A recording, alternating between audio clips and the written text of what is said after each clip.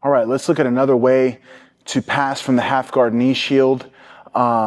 This one I used in a couple of the events I did recently, both in Europe and in Brazil. I always call this the knee pop. It's a nice, quick way to get over that knee shield. It's really just about kind of disguising it and finding the timing. I kind of lure them into this feeling that I'm just like stalling and not really doing anything. And then boom, pop this knee out of my way, and then I'm right in business. All right.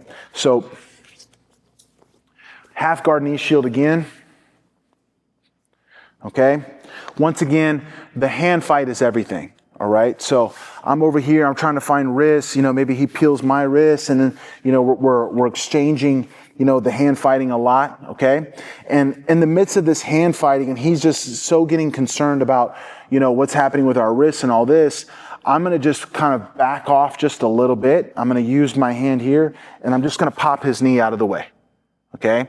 Now I must be ready to immediately close that distance. All right. And I can't go far forward because there's a little bit of space around my hip where that knee shield can come in, or maybe he gets an underhook or something like that. All right. So when we're in the middle of this hand fight and I feel the moment where I kind of back off, when I pop this out of the way, I'm just coming straight down. Okay. I know I'm going to be a little lower, but that's okay because then we're going to combine the body lock to this. All right. So I'm here. I'll kind of do it more real time. All right. We're hand fighting. I'm making them feel, this is all I'm thinking about. I back off here. Okay. I pop it and I drop down. All right. Now I know he's going to get his frames in, and ideally he would use his frame to keep my head away so he can move his hip out, and then his knee shield comes back in. Right. So what I'm going to do, once I pop it out of the way and I drop down, this hand is going to immediately roll him, and I'm going to slide it under his hip. Okay. So I'm going to start to pull him up and then slide it under. Now you see that my hand is on this side. All right. This just makes it easier for me to build up while dealing with his frames. Okay. So now I've guaranteed that I'm keeping myself here, and I'm not going to end up behind that knee shield again. All right. So now we're just kind of bringing the body lock into the game. Okay. Now let's look at the other side. One thing that I'm going to do is try to take my elbow to my knee to close off this side of his hip as much as I can. All right. So, I'm doing my wrist fighting. Sometimes I wrist battle between the legs as well. I'm doing all this. I back off. I pop his knee out of the way. Boom. I drop down immediately. I'm kind of scooping him, rolling him, and then shoving my arm through. Okay. Once I get here, I'm going to bring my knee up towards my elbow. All right. So now I'm keeping his knee shield leg really stuck to the outside. Okay. Now my head is on this side so I can talk towards you, but in reality, my head would stay over here the whole time. All right. I have to be careful with my head over here for the knee lever sweep. Okay. I don't want this knee to knock me over and make me lose my balance and even get me swept. Okay. So come back over here. So I get my arm around his body where my hand's on this side, and my head stays on this side. My head stays on this side the whole time. All right, so I don't get off balance over there. Okay, now I can start to lock my hands to keep his hip stuck. All right, and from here I can play with my shin staple once again. That's really all I need right here. Once I have my shin staple, I'll be able to cut through his guard. All right, and anything he does where I feel like his knee's coming out a little bit, like get your right knee. Yeah, I can use my elbow, and if I feel like I need to, I can also let go and just use my hand and keep my tight waist. Okay, but I need to stay past that knee. All right, now I have my body lock, and I'm just going to start to work coming up and getting my staple in. Okay, once my staple's in, I can peel my other leg out. Since he only has a half guard, I'm going to cut through. Okay, so I'm going to use my staple, and I'm going to do like what I call a double knee cut. Okay, so now both my shins are over his thigh until I let go. Once again, I drive my hip back.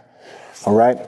Many times, you might get that staple and he might put his butterfly hook in. Okay, so now we're dealing with what we dealt with before. So now I'm gonna do that little hip twist. All right, he's kind of following me with that. I'll just kind of spring over and twist my hip.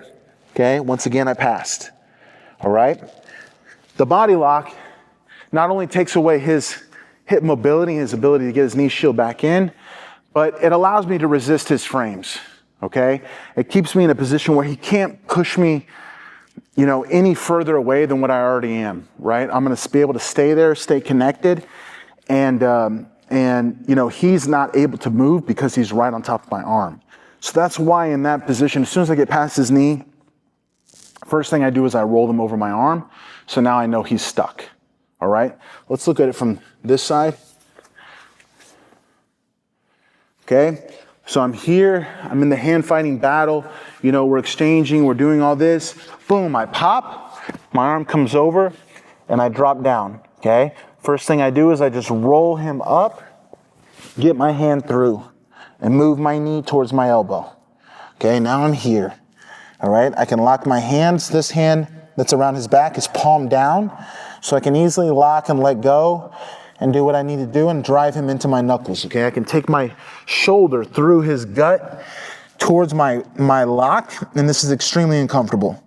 All right, now understand that if his arms are just in la-la land and he's not aware of what he should be doing, if you can just climb right up and take the head, no problem. Now we can come up into, you know, chest-to-chest connection passing.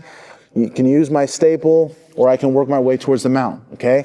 But usually, all right, he's gonna keep himself framed up and trying to defend this as much as he can, all right? So go ahead and make your frames a little bit. Yeah, so we're here, we're kind of battling.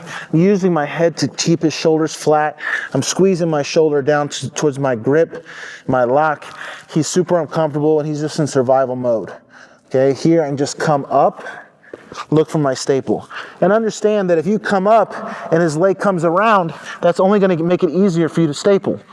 All right, now I have my staple, double knee cut pass right here. Okay, both legs can slide through, and here I am. All right, if we get here and he puts a butterfly hook in, okay, same thing. Little,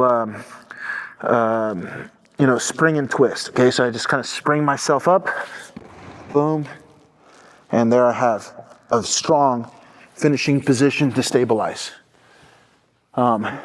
Use that in the finals of Europe, Brazil. You'd be surprised, you know, how well that little knee pop can work for you.